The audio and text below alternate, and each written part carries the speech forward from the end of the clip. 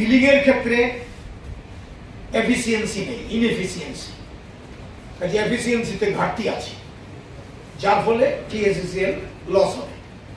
এটা ভোক্তারা দায়িত্ব নেবে না। ফ্র্যাঞ্চাইজির সঙ্গে যে বিজনেস, তার যে অডিটেড অ্যাকাউন্ট, তথ্য ডেটা সহ নেই, হ্যাঁ, অডিটেড অ্যাকাউন্ট নেই, ফলে এটা কি করে গ্রহণযোগ্য হতে পারে, এটা বলেছি। তারপরে আমরা বলেছি টিএসসিসিএল এর প্রশাসনিক দক্ষতা কম। প্রশাসনিক দক্ষতা কমেছে বলেই উৎপাদন কমছে, পাওয়ার জেনারেশন কমেছে। এখানে আমরা একটা উল্লেখ করেছি, টিএসসিসিএল এর মধ্যে যারা কর্মচারীরা, ইঞ্জিনিয়াররা আছেন, তাদের গুণ সম্পর্কে আমাদের কোনো সন্দেহ নেই।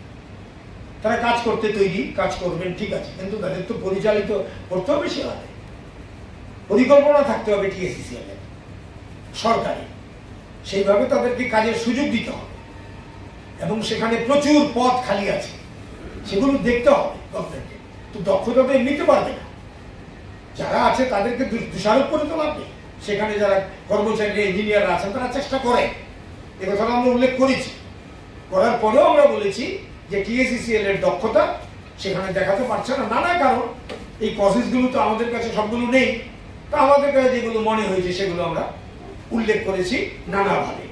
এবং সেখানে আমরা বলেছি অপ্রয়োজনীয় খরচ কমাতে হবে, এটা বলেছি। আর বহু অনাদায়ী বিল আছে, সেই বিলগুলো এটা সরকারি এবং আধা সরকারি ক্ষেত্রে প্রচুর পরিমাণ, সেগুলো আদায় করতে হবে এবং 100% বিলিং করতে হবে এবং সঠিক সময়ে টাকা তুলে আনতে হবে।